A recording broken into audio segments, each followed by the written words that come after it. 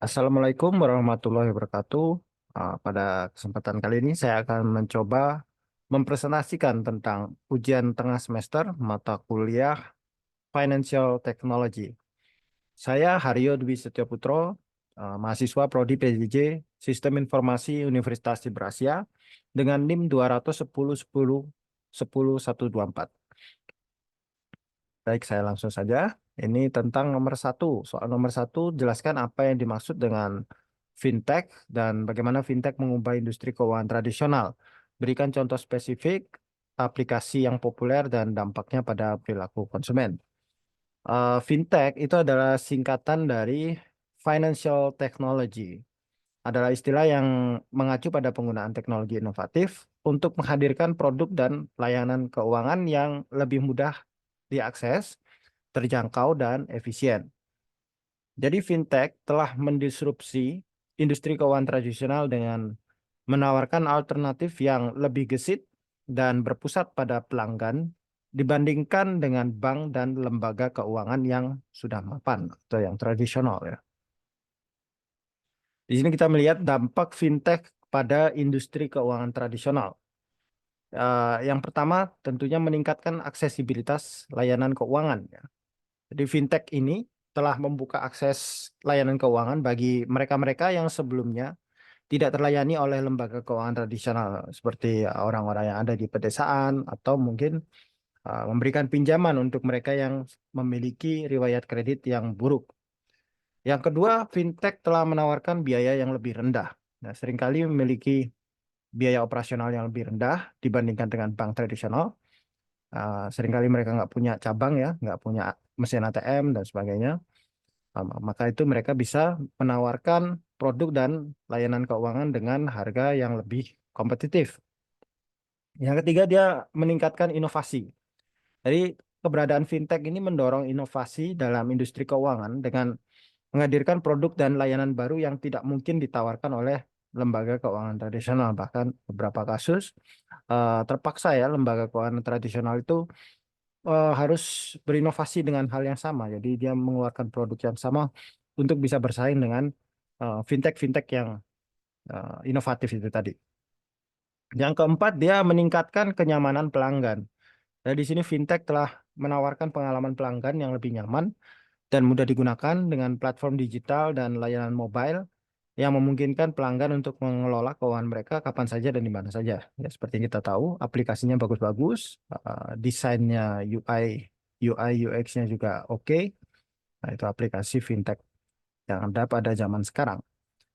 Nah, di sini adalah contoh aplikasi fintech populer dan dampaknya pada perilaku konsumen.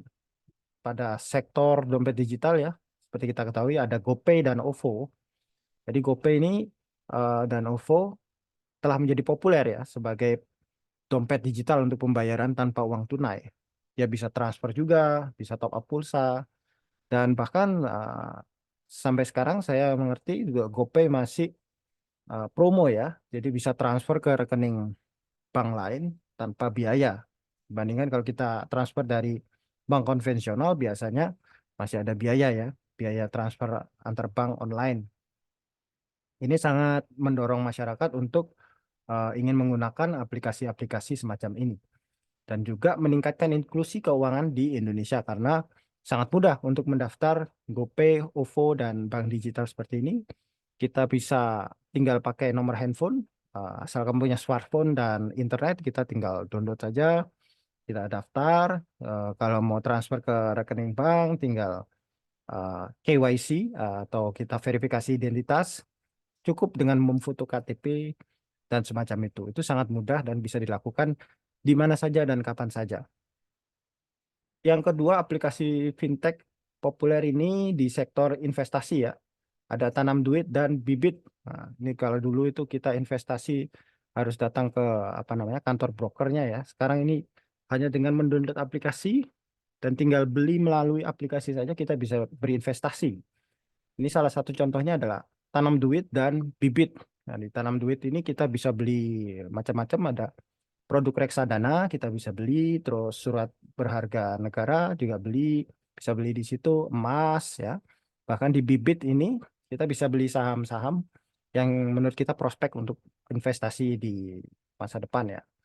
Jadi ini sangat sangat bagus dan memudahkan mendorong lebih banyak orang untuk berinvestasi dan membangun kekayaan. Dan yang ketiga di sektor pinjaman online di sini ada Kredivo dan Akulaku. Ini dia menawarkan kredit instan kepada konsumen tanpa perlu agunan. Ya, ini membantu bagi konsumen yang membutuhkan akses dana cepat untuk pembelian barang atau pembayaran tagihan. Ini memang prosesnya sangat cepat ya.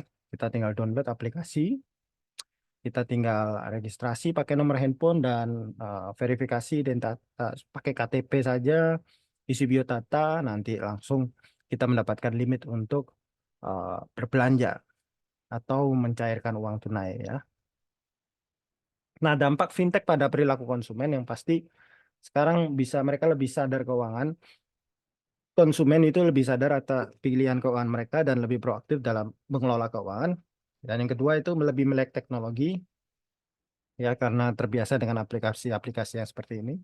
Dan yang ketiga lebih menuntut karena persaingannya juga makin ketat ya. Jadi para para pelanggan ini, customer online ini jadi bisa memilih ya, karena mereka tentu memilih yang paling bagus, yang paling murah dan yang paling menguntungkan buat konsumen ya. Jadi secara keseluruhan fintech ini membawa perubahan secara positif pada industri keuangan ya, dengan faktor-faktor yang telah kita sebutkan tadi. Untuk soal nomor 2, bagaimana fintech berkontribusi pada inklusi keuangan dan jelaskan peran fintech dalam menyediakan akses layanan keuangan bagi masyarakat yang tidak memiliki akses ke bank tradisional dan contoh dari berbagai negara. Jadi kita bisa lihat bahwa fintech ini memainkan peranan penting ya dalam meningkatkan inklusi keuangan. Inklusi keuangan itu ya artinya sudah tidak eksklusif lagi. Kalau yang dulu itu hanya kita harus datang ke bank dan ini sulit ya. Orang-orang tertentu yang bisa melakukan investasi atau mungkin melakukan pinjaman atau menabung di bank. Kalau orang-orang yang di daerah-daerah yang jauh dari kota, dari cabang itu sulit sekali. Tapi dengan fintech ini dia bisa menjangkau masyarakat terpencil ya. Kita cukup pakai platform mobile, kita pun verifikasi identitas juga menggunakan foto saja. Nanti ada agen yang menelpon untuk verifikasi. Persyaratannya juga sederhana, rata-rata cuma butuh KTP ya. Terus dengan biaya yang lebih terjangkau ya, karena mereka lebih kecil ya, lebih lebih kecil sehingga mereka lebih gesit ya, tidak memiliki cabang banyak, tidak memiliki karyawan banyak, sehingga operasional mereka lebih rendah dan bisa menawarkan biaya yang lebih rendah. Ini adalah contoh dari contoh nyata dari kontribusi fintech pada inklusi keuangan di beberapa negara. Salah satu contoh yang paling terkenal mungkin ya adalah yang di Kenya yaitu M-Pesa. Ini merupakan mobile money ya kalau kita bilang karena dia kita tidak perlu membutuhkan smartphone bahkan itu hanya menggunakan SIM card. SIM card itu nanti kita bisa semacam rekening bank tapi bukan kita bisa menyimpan uang, kita bisa mengirim uang, kita bisa membayar tagihan ya menggunakan layanan M-Pesa itu dan agennya itu sangat banyak di penjuru negeri. Mungkin seperti agen Briling ya kalau di Indonesia tapi ini lebih masif. Jadi agennya sangat banyak. Kalau penduduk Kenya itu sekitar 50 juta orang, ini agennya ada sekitar 300.000 mungkin. Dengan penetrasi pasar, kalau tidak salah sekitar 76%. 76% orang Kenya itu menggunakan layanan M-Pesa ini. Dan sangat tinggi ini semua. Dan sangat membantu kehidupan dari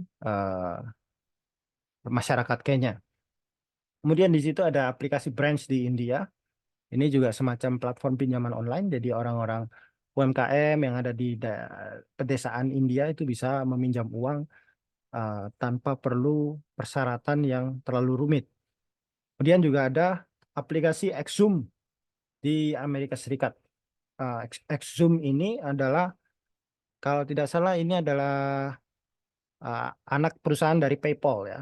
Tapi dia mengkhususkan untuk transfer uang luar negeri. Jadi kalau kita menggunakan layanan transfer uang online ini, itu sangat murah. Misalnya dari Amerika Anda adalah pekerja migran di sana, Anda ingin mentransfer uang ke Indonesia akan sangat murah sekali dibandingkan dengan menggunakan transfer konvensional melalui bank di Amerika karena melalui proses yang berbeda ya. Jadi ini layanan transfer uang online biasanya dipakai oleh para imigran di Amerika untuk mengirim uang ke keluarga mereka di negara asal. Jadi seperti itu. Nah, untuk soal nomor 3 adalah tren masa depan industri keuangan dengan adanya perkembangan fintech untuk 5 sampai 10 tahun ke depan. Jadi kalau menurut saya tren yang akan terjadi pada industri fintech ya seperti yang kita lihat perkembangan AI dan machine learning ya, kecerdasan buatan dan ML ini sangat sangat pesat sekali sekarang ya. Nanti pasti akan makin terintegrasi dalam platform-platform fintech. Jadi nanti mungkin ke depannya aplikasi-aplikasi itu makin bisa menawarkan rekomendasi produk sesuai dengan personalisasi kita. Jadi misalnya kita memiliki profil umur berapa, profil risk appetite-nya bagaimana, mungkin aplikasi bibit itu nanti akan bisa menyarankan Anda akan mau beli, Anda sebaiknya beli saham apa, perusahaan apa, itu nanti akan diberikan rekomendasi dan sebesar apa. Nanti mungkin bisa juga autopilot ya, jadi nanti mereka bisa Anda tinggal setel aja. Saya mau apa return segini, nanti akan dibelikan saham-sahamnya. Jadi nanti akan dikit semakin canggih dan otomatis Anda tinggal deposit uang aja dan aplikasi itu yang akan membelikan untuk Anda. Jadi seperti manajer investasi ya, memiliki manajer investasi pribadi tapi itu bukan orang, tapi itu adalah AI. Jadi tren yang kedua adalah open banking dan perbankan terbuka. Dari penggunaan API dari lembaga keuangan itu akan semakin luas. Seperti yang kita lihat sekarang, contohnya ada di aplikasi My Telkomsel ya. My Telkomsel di situ sudah bisa integrated dengan ShopeePay, dengan Link Aja, dengan bahkan Kredivo ya. Kita kalau misalnya kita sambungkan akun itu kita bisa tahu saldo kita sisa berapa ada di dalam aplikasi My Telkomsel itu. Jadi ShopeePay kita masih sisa berapa, kita mau beli pulsa bisa bayar pakai ShopeePay. Kemudian limit Kredivo kita berapa itu kelihatan di aplikasi My Telkomsel. Nah, open banking dan integrasi dari layanan perbankan dan pihak ketiga itu tadi akan semakin marak ya, makin inovatif. Nanti kita lihat saja trennya semakin bagus. Dan yang ketiga blockchain, tren blockchain dan teknologi ledger terdistribusi ya. Ya, jadi di fintech ini sendiri pasti akan terjadi apa namanya? Saya kira akan makin luas ya, karena dengan menggunakan blockchain maka akan lebih mudah diaudit dan akan lebih transparan untuk transaksi keuangan. Blockchain dan LDT akan memainkan peran yang lebih besar, meningkatkan keamanan jelas karena itu sulit untuk diretas ya, sulit untuk dimanipulasi dan lain sebagainya. Ini stablecoin juga mungkin akan dipakai lebih luas dan diterima secara mainstream karena biaya transaksinya lebih murah dan memang kalau kita mentransfer uang misalnya USDT dari Indonesia ke luar negeri menggunakan USDT kripto itu sangat murah dibandingkan dengan metode konvensional ya. Tren yang keempat itu adalah perkembangan regulasi fintech dan keamanan cyber ya. Yang pasti semakin canggih teknologinya nanti semakin harus diatur ya. Nah, regulasinya juga makin canggih dan yang pasti yang menjaga keamanan cyber juga makin harus lebih canggih ya. Yang pasti ini akan menjadi profesi keamanan cyber itu akan menjadi sangat trending di masa depan karena makin banyak orang yang tergantung pada teknologi, maka makin penting juga itu keamanan cyber. Yang kelima adalah makin luasnya inklusi keuangan ya. Fintech untuk inklusi keuangan. Jadi dalam artian tren ke depan makin banyak orang yang menggunakan jasa perusahaan fintech ini. Dan kalau misalnya di Indonesia mungkin yang memakai jasa fintech itu baru sekitar 30% atau 40% nah, dari populasi. Nanti pada beberapa tahun ke depan mungkin akan langsung meningkat pesat ya menjadi 70 atau 80% seperti yang terjadi di Kenya itu ya. Biarpun mereka tidak punya smartphone tapi mereka sudah menggunakan layanan fintech sampai 76% bahkan penetrasi pasarnya. Jadi seperti itu trennya. Baik, sekian penjelasan tentang jawaban ujian saya. Terima kasih telah menonton. Mohon maaf bila ada kesalahan dan kurang. Akhir kata, wassalamualaikum warahmatullahi wabarakatuh.